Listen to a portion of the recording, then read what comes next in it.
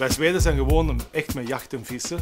En een Vlamings idee over jachten en vissen is eigenlijk op gastronomisch weekend gaan naar Ardennen. Ik ga me laten verwennen door mijn collega Luc. Goedemorgen, wat is dat voor iets? Dat zijn Solex. Oké. We moeten naar Saint-Hubert, de hoofdstad van de jacht en natuur. Oké. Ja, laat me zien hoe dat moet dan. Hè? Natuurlijk.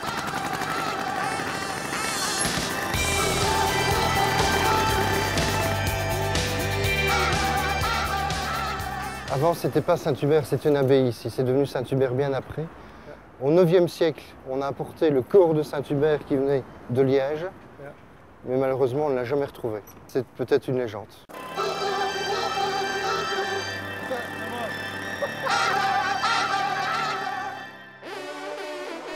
Christophe, maintenant la légende de Saint-Hubert.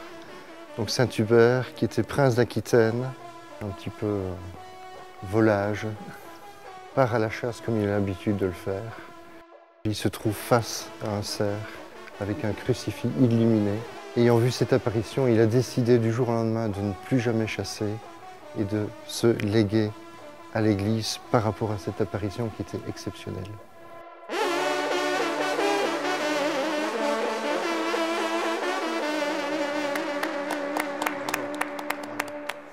Ik heb maar één vraag eigenlijk. Waarom die instrumenten in dit ceremonie? C'est un peu le GSM de l'époque, le tam-tam. Les fanfares de circonstance sont les partitions musicales qui sont écrites pour l'instrument, qui permettent de communiquer ainsi à la chasse. Fantastisch. Maar een gsm is gemakkelijker. Hè? Het is koud, hè? Ja, natuurlijk. Liqueur van Wildepruin, zelf gemaakt. Je mag in de wijnkelder om een fles te pakken. Oké, je weet niet wat je doet. Ja, allee.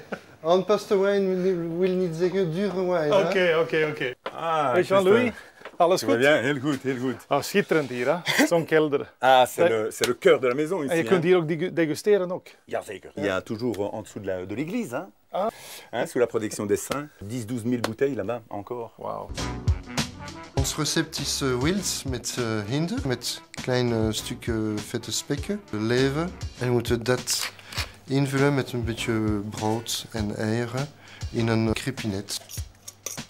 Wat drinkt u nu met wild? Alors, traditionnellement, on se tourne vers le Bourgogne. Mais c'est pas toujours une bonne idée. Il faut plutôt laisser ça pour les gibiers légers, faisan, perdrix, etc. Pour les gibiers beaucoup plus corsés, alors on ira plutôt vers un pauillac, par exemple. Mais aujourd'hui, moi, je pars plutôt vers le roussillon, surtout à base de syrah. Heel kruidig, hè? Capable d'accompagner des mets très épicés aussi. Garnituur.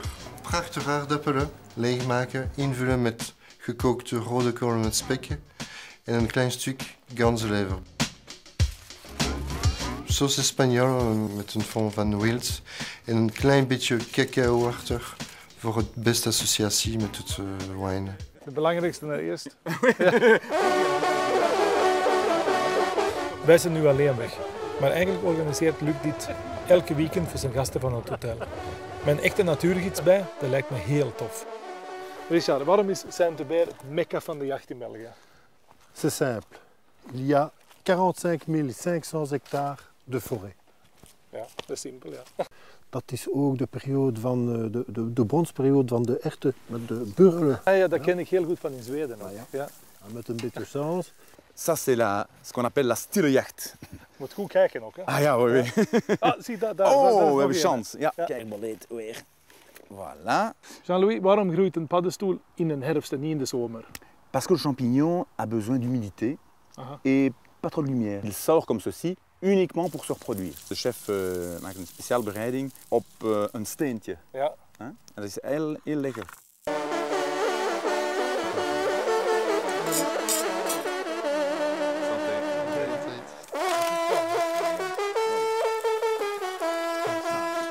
Jean-Louis de Sloeber had er toch wel de hele dure Bourgogne bij. Het is nu het moment om naar de herten te gaan luisteren. Mannen, zijn we weg? Dat is wel een hele lekkere wijn dit. Wallonië omringt je met warmte.